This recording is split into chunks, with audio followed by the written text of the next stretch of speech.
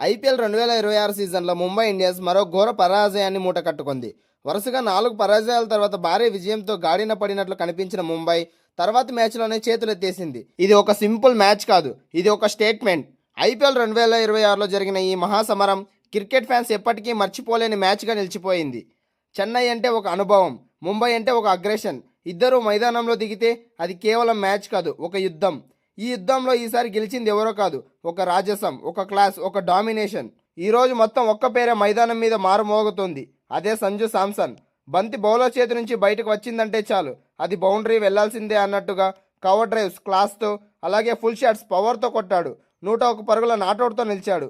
ఇది ఒక సెంచరీ కాదు, ఇది ఒక హెచ్చరిక. గురువారం వాంకడే వేదికగా ఏకపక్షంగా సాగిన మ్యాచ్లో సమిష్టిగా రాణించిన చెన్నై సూపర్ కింగ్స్ 103 పరుగుల భారీ తేడాతో ముంబై ఇండియన్స్ ను చిత్తు చేసింది. ఈ సీజన్లో ముంబై ఇండియన్స్ కు ఇది 5వ పరాజయం కాగా సిఎస్కేకు 3వ విజయం.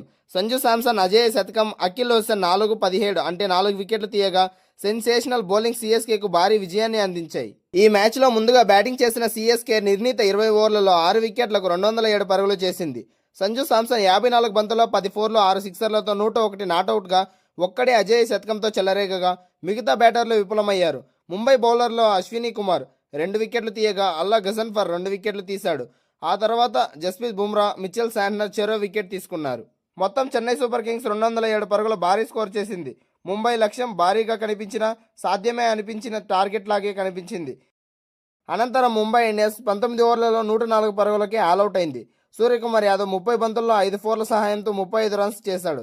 ఆ తర్వాత తిలక్ వర్మ 29 బంతుల్లో 5 ఫోర్ల సహాయంతో 37 రన్స్ టాప్ స్కోరర్లుగా నిలవగా మిగతా బ్యాటర్లు దారుణంగా విఫలమయ్యారు. నమన్దీర్, రూదర్ఫోర్డ్ డకౌట్ కాగా మిగతా బ్యాటర్లు సింగిల్ డిజిట్ స్కోర్కే పరిమితమయ్యారు. చెన్నై సూపర్ కింగ్స్ బౌలర్లలో అఖిల్ హుసేన్ 4 వికెట్లతో ముంబై ఇండియన్స్ పతనాన్ని శాసించగా నూర్ అహ్మద్ 2 వికెట్లు పడగొట్టాడు. ముఖేష్ చౌదరి, అన్షుల్ కంబోజ్, జెమీ ఓవర్టన్, గుర్ప్రీత్ సింగ్ తలో వికెట్ తీసుకున్నారు. చెన్నై సూపర్ కింగ్స్ బ్యాటర్లలో సంజు శాంసన్ మినహా మరే బ్యాటర్ చెప్పుకోదగ్గ స్కోర్ చేయలేదు. దీంతో సిఎస్కే 207 పరుగులకే పరిమితమైంది. ఈ 208 పరుగుల లక్ష్యాన్ని ముంబై ఇండియన్స్ ఈజీగా చేస్తుందని అంతా అనుకున్నారు. కానీ తొలి ఓవర్లోనే స్పిన్నర్ అఖిల్ హుసేన్ వేయించిన రుతురాజ్ గైక్వాడ్ ఫలితాన్ని రాబట్టాడు. డానిష్ మలేవర్ను అఖిల్ హుసేన్ డకౌట్ చేయగా సిక్సర్తో జోరు మీద కనబరిచిన కుంటెన్ డీకాక్ను ముఖేష్ చౌదరి బౌల్డ్ చేశాడు. తన మరుసటి ఓవర్లో నమన్దీర్ 0ను అఖిల్ హుసేన్ డకౌట్ చేసి ముంబై పతనాన్ని శాసించాడు. 3 ఓవర్లలో 3 వికెట్లు కోల్పోవడంతో ముంబై బ్యాటర్లు తీవ్ర ఒత్తిడికి గురయ్యారు. దీంతో పవర్ ప్లేలో ముంబై 3 వికెట్లు కోల్పోయి 29 పరుగులే చేసింది. ఇక్కడే మ్యాచ్ సిఎస్కేకే వశమైంది. సూర్య, తిలక్ ఆచితూచి ఆడే ప్రయత్నం చేసినా చేయాల్సిన రన్ రేట్ పెరగడంతో వారిపై ఒత్తిడి పెరిగింది. మిడిల్ ఓవర్లలో మరోసారి బౌలింగ్ దిగిన అఖిల్ హుసేన్, సూర్య, తిలక్ వర్మలను పెవిలియన్ చేర్చి ముంబై పతనాన్ని శాసించాడు. ఆ తర్వాత ముంబై ఇండియన్స్ పేకమేడలా కూలిపోయింది.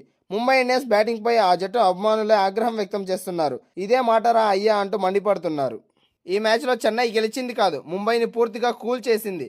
బ్యాటింగ్లో సంజు శాంసన్ సూపర్ షో, బౌలింగ్లో కలిసికట్టుగా అద్భుతం, ఫీల్డింగ్లో ఫుల్ ఎనర్జీగా చేశారు. ఇది టీం వర్క్ కాదు, ఇది ఒక సందేశం.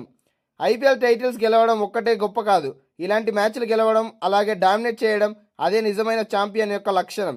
ఈ మ్యాచ్ తర్వాత ఒక విషయం క్లియర్ అయింది, చెన్నై సూపర్ కింగ్స్ వచ్చేసింది.